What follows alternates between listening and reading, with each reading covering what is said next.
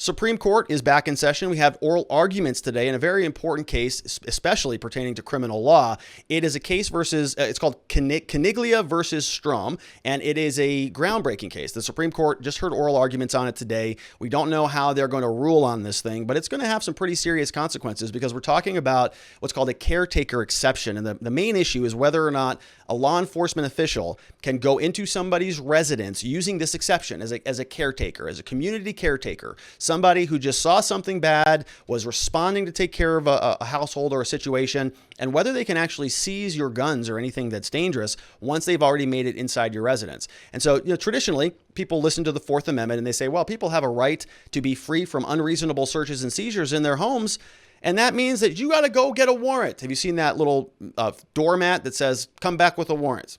Like, your home is a sacred place, and the Supreme Court for a long time has recognized it as such, has said that you need a warrant to go into that person's house. You can't just do it because you feel good. Now, this is a little bit different than some other areas of life where you don't have those same expectations of privacy. We're talking about in your car, which is really where this caretaker exception sort of started. They said, well, people can, if you're driving a car and you look like you might be, falling asleep, a cop can pull you over and they can just say, well, this is part of the caretaker exception. We want to make sure that that person wasn't drinking and driving or falling asleep, or even having a medical emergency. Maybe that person was sick and we were there to help them, get them to a hospital or whatever need be. So that's where it started, but now they're trying to take that vehicle exception and bring it over into your home, where traditionally you need a warrant. You need to go to a judge and provide a probable cause statement, or a warrant affidavit. The judge gives them the ability to do that. Or you need what are called exigent circumstances. You may have heard this in movies or TV shows where basically the cops have some urgent justification to get inside your residence. They need some reason to get in there. And when we talk about this in the law, we talk about justifications for the next action. What do the police need to justify the next action? In this case, it's getting inside your home. And there are some pretty big, important guardrails that preclude the police from coming into your home without a warrant or without exigent circumstances. Those are the two main ways that they can get in there. And now what they're trying to do is just open up the door.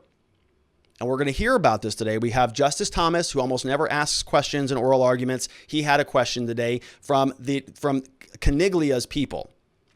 And so I'm going to flesh out this story a little bit. Then we're going to look into some clips from the oral arguments. So the Biden administration, according to this article, this comes over from Forbes.com, says Biden administration urges the Supreme Court to let cops enter homes and seize guns without a warrant.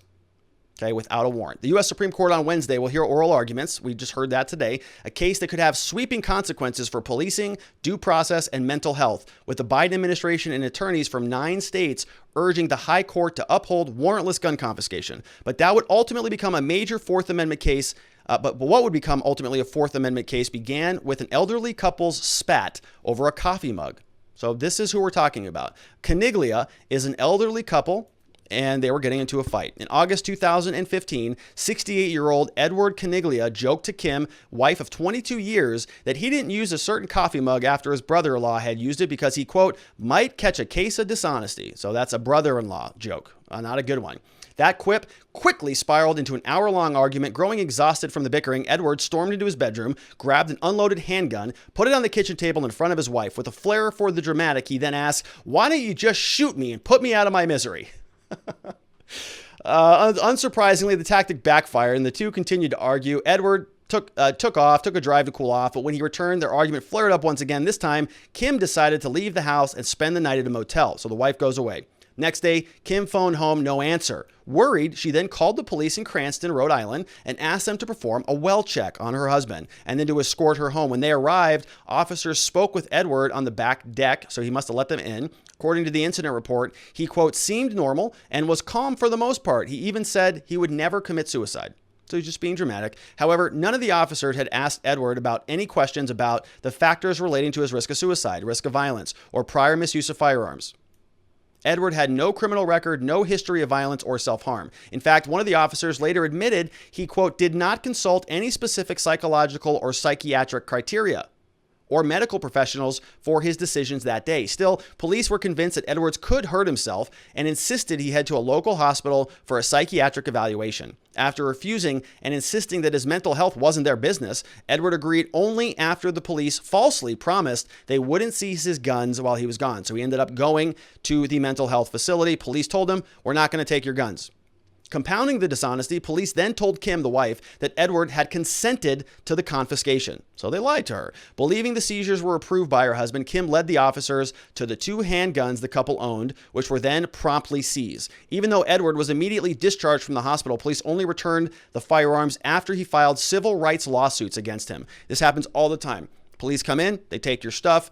They're going to keep it unless you file a lawsuit or unless you hire an attorney to go get that stuff for you. So this guy, fortunately, had enough money and enough resources to be able to fight this case and file a lawsuit. But law enforcement around the country regularly just confiscates stuff that people never get back. Everything. All sorts of stuff. A lot of technology, a lot of firearms, cars, other property. Very, very valuable little racket they've got going on.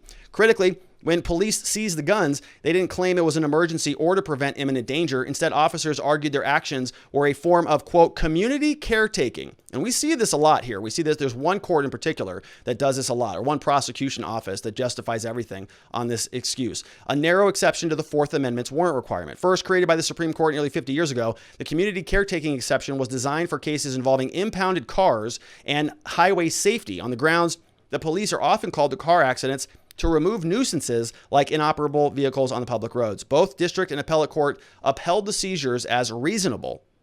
So they said that those cops were totally allowed to go into Caniglia's home and take his guns. First Circuit U.S. Court of Appeals acknowledged that the doctrine's reach outside the motor vehicle context is ill-defined. We don't know what it means outside of the motor vehicle. Nevertheless, the court decided to extend that doctrine to cover private homes, ruling that officers did not exceed the proper province of their community caretaking responsibilities. Siding with law enforcement, First Circuit noted that a police officer, quote, must act as a master of all emergencies, who is, quote, expected to provide an infinite variety of services to preserve and protect community safety. By letting police operate without a warrant, the community caretaking exception, quote, is designed to give police elbow room to take appropriate action. Don't you want more elbow room for the police?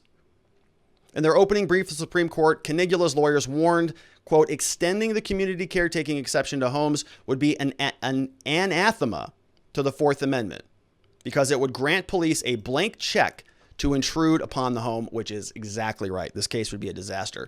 Let's wrap up this story, then we're going to go into some clips. But it is in its first amicus brief to the High Court. The Biden administration glossed over these concerns and called on the justices to uphold the First Circuit's ruling, which makes sense because Biden is very, very pro-crime laws.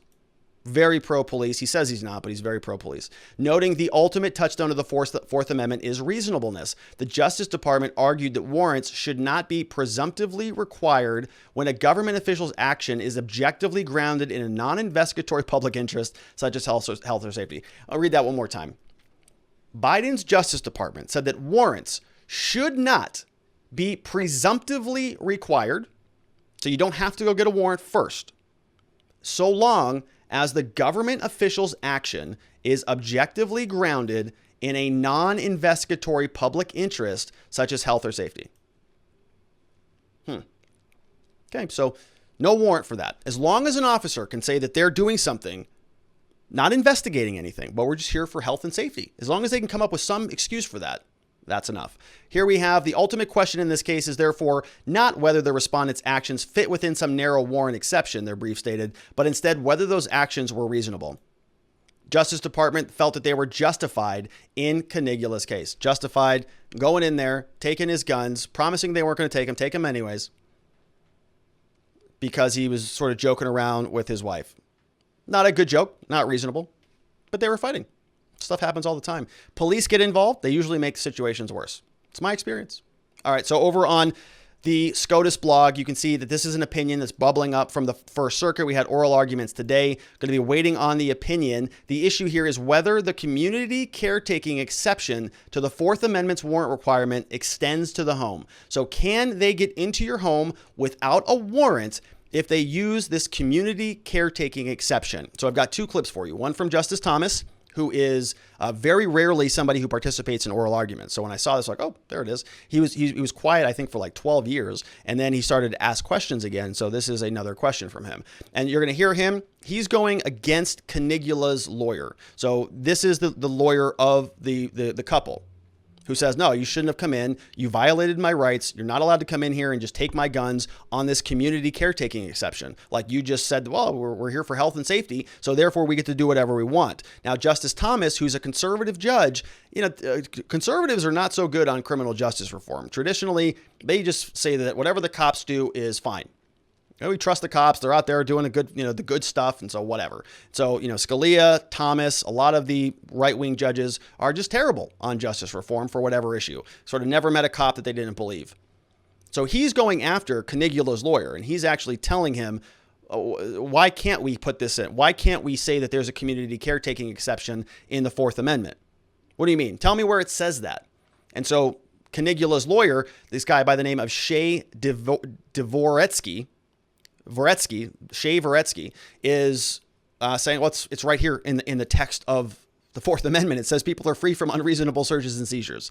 And so, it's kind of a conversation back and forth about that. But this is a conservative judge going after the Caniglia's people, his lawyer, saying, why can't we do this? Why can't they get into your house? Here is Justice Thomas.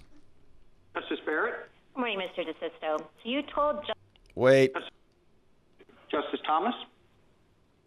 Thank you, Mr. Chief Justice. All right, so I screwed up the images here. So you're going to see an image of Amy Coney Barrett. She doesn't sound like this. This is Justice Thomas's voice, okay? I know she looks like she's got a deep baritone voice. She doesn't. This is Justice Thomas. So this is him. To the Chief Justice's point, where in the Fourth Amendment is a wellness check precluded? Your Honor, I think that the basic command of the Fourth Amendment is, and this court has recognized it in numerous cases, is that warrantless intrusions of the home are unreasonable absent consent or exigent circumstances. Now, if a wellness check were justified based on exigent circumstances in light of all of the facts and circumstances presented, then the Fourth Amendment in that circumstance would allow it. But absent that... What does the Fourth Amendment say? What are the words in the Fourth Amendment that preclude a wellness check? Not the exceptions, not the jurisprudence, but the words. The right of the people to be secure in their houses against unreasonable searches and seizures shall not be violated. This court has interpreted the requirement of an unreasonable search and seizure to mean that a search of a home is unreasonable absent a warrant unless But you're skipping a step. The mere fact, what if a police officer simply comes onto your porch to collect for a local charity? And where would how's that different from a wellness check? I think that the police officers are allowed to come onto the porch for a wellness check if all they're doing is knocking on the door to check on you. I think they can't go farther than that, though, if they don't have consent to enter the home and go inside of it. Yes, so he's drawing a line there, and they're trying to find where that line is and what the police can do. If they just come and say, hey, we're in the area, we're looking for somebody, is that illegal? And the defense lawyer is saying, no, it's not. That's fine. They just can't come into the home. Now we're going to hear from Amy Coney Barrett asking a question, and she's going to look a lot like Justice Thomas, but she is not. Okay, we're going to hear a nice, feminine voice, and we're going to look at Justice Thomas, and we're going to say that kind of doesn't match. But it is Amy Coney Barrett. Just take my word on it. She's getting into it with, now this is the government. So she's asking questions of somebody who's on the government side. The government is basically saying, yeah, look, if the police want to do whatever they want to do, they can come on in as long as it fits within that caretaker exception. And so she goes, well, what if they just are walking by and they see you in there with a group of friends and you're not wearing your masks? What can they do? Government guy says, they can come right in. They can come and issue citations, whatever they want to do. She does not sound happy about this. Listen to her. She kind of gets off quickly. I think we know how she's going to vote on this case. This is Amy Coney Barrett. Justice Barrett? Good morning, Mr. Desisto. So you told Justice Gorsuch that your best example at common law of something like this was that for the tort of trespass, if you entered property because of necessity, there was no liability. And is it really the case that, say, I'm a neighbor and I go into Mr. Caniglia's home because, I understand the wife is concerned about the presence of the guns still in the house, and I take the guns and then take them back to my house, that I'm not liable either for trespass or conversion? Well, I didn't say conversion, so that might be a little different. And don't forget, we're talking about a tort action. But I go by the words of the restatement, and under the restatement, But you're not asking just for the entry. You have to justify the seizure as well, and you don't have an example for that at common law. Am I right? That's correct. Okay, let me ask you this. What if the police went into Mr. Caniglia's home and they found a meth lab? I assume that they can take all of that and then he can be prosecuted? He can. That's plain view, yes. Okay, and then let's talk about how far this exception might go, because obviously there's a lot of concern about it being an umbrella for lots of different things. Let's say that in a town with a high rate of COVID infection, police look through the window and they can see a lot of people gathered together that are not wearing masks. Can they enter? Yes. Yep. But see, I think that gets there may be a criminal or a violation for so many people entering that would allow. No, that wasn't part of my hypothetical. No criminal. It's just that there's no crime. That say that there's a mask ordinance that carries no penalty. People are told to wear masks, but there's no penalty for it. Yes, so there's just a concern about spread. Yeah, I look at the community caretaking test. There's a transient hazard. There's a non-investigatory reason for engaging in that activity going in. They have articulable facts. They've seen it. And it depends on what they do. If they go in and just disperse the crowd, I think that fits within the community caretaking. Okay, thank you. My time's expired. All right, so she's going to be a definite no, this is not allowed, right? We heard from her pretty clearly, not happy about sort of this idea that the police can just drive by, see you inside without masks on, and just come into your home under the community caretaking exception. Wild. Couple questions, got to fly through these quickly. How can we trust, this is from Jack Elias, says, how can we trust mental health determinations when the vast majority of those in the industry are on the left, and therefore any position they don't like, such as being conservative, will be determined by them to be a problematic mental health condition? The Nazis did this kind of thing. The Soviets did this kind of thing. The Chinese do this kind of thing. The left always does this. Yeah, they have a tendency to define things a certain way, and then if you deny the validity of their definition, then they use that to sort of bolster their own arguments. They say, well, see, you are supporting that concept. We see this a lot with the white supremacy stuff. Okay, they claim white supremacy. You say, no, I think it's different. They say, well, that's just indicative of white supremacy. And how do we know that? Because you have white privilege. And so they just sort of, it becomes a very circular argument, so that anybody who's even objecting to their argument is now part of the persecutor. It's very effective. It's pretty brilliant, and they're using it often. We got Ma Fox says, a lot of people on YouTube asking if you'll cover Sidney Powell's defense response to the defamation lawsuit. No reasonable person would believe her claims as factual, I believe was the defense. So I saw that headline. I don't intend to cover it just because YouTube gets a little bit iffy on some of the election stuff. But yes, I mean, I did see that headline where she said that, I think that was in reference to the claim that this all stemmed from some massive conspiracy that involved the Hugo Chavez and a general down there in Venezuela. And I actually agree with her. I am a reasonable person, and I thought that whole thing was ridiculous. And I said that repeatedly on this channel. She had a lot of other good claims in her lawsuits that I thought were very valid, in particular about how the sort of the separation of powers arguments about how a legislature should be in charge of governing the elections.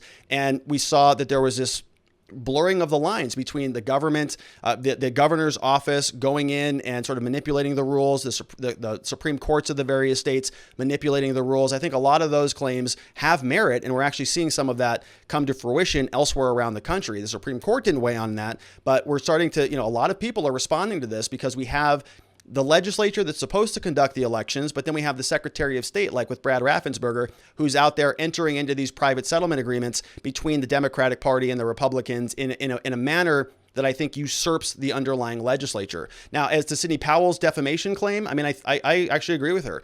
The idea that anybody believed that Smartmatic was, or Dominion, or any one of those was sort of originating from a 20-year-old conspiracy where Hugo Chavez created the software that was then bought up, and there's this sort of nefarious shadow cabal organization around the country that was conducting. I never found much credibility in any of the software claims. I thought that this was much more of a constitutional problem, a separation of powers issue. And so, I actually think that that's a reasonable defense. And I said that repeatedly. I thought that all of her Kraken stuff, I was curious to see what it would be, but it turned out to be nothing. And when her Kraken came out, and it was that affidavit that was totally redacted, that looked like it was written by nobody has any idea who wrote it. It's not credible. It wasn't credible. The whole thing seemed kind of far out there. And I think that society recognized that. And Trump booted her off the team. And so she sort of went her own way with Lynn Wood, and then Rudy and the others went their own way. So that's about as much as I've got to say on it. Maybe I'll cover it. If there's anything interesting in there, I'll take a look at it. But you got to be really careful on YouTube these days. If you talk about anything, about any of these claims around the election, they'll terminate your whole channel. And so I'm not going to risk that, unfortunately. So I'm sure that upsets some people, but that's YouTube's rules. We just got to play by the rules, unfortunately. All right, so I got to get out of here quickly. Want to thank all of the local subscribers, everybody over here. Thank you so much. You know who you are. You're on the board. Very much appreciate all of you. We've got some new people who signed up recently. Big welcomes to Grandpa Gene and to _JK_. Welcome to you both. Happy that you're here. I think Grandpa Gene signed up yesterday, but we're saying thank you again. Welcome to the community. If you want to join up, it's at watchingthewatchers.locals.com. Would love your support. Would mean the world to us. Keeps us energized. Keeps us wanting to create more content and sort of work a little bit harder. And so thank you for that. If you are not over there, you can grab some great things, copy of my book, Impeachment Party Documents, Existence Systems, great people, links and conversations, and then download a copy of the slides there as well. As we all know, I am a criminal defense attorney, so if you happen to know anybody in the state of Arizona who has been charged with a crime, we would be honored and humbled if you sent them our way. We'll take very good care of them. And that is it from me. One last reminder, I will not be here tomorrow, so there will be no show Thursday or Friday. I've got a conference, and I'm sort of checking out a little bit. I got to invest my entire energy into this conference so that I can come back with some new juice a little bit. So I'm going to unplug myself for the next few days. This is not a legal conference. This is a sort of a personal development networking conference that has been very valuable in my life. So I'm going to go do that for a few days. If there is good content that comes out, I may try to post some sort of impromptu videos on Locals, so go check that out. A little behind the scenes about what I'm doing. If anything pops up that I think is relevant for our community, then I will go do that. So one final reminder to go check that out, watchingthewatchers.locals.com. So I will not be here tomorrow, will not be here Friday, may post some impromptu videos over the weekend, but I'm trying to unplug. We will be back here though on Monday, same place, same time. We're going to have a lot of fun because we're going to have a lot of catch up to do.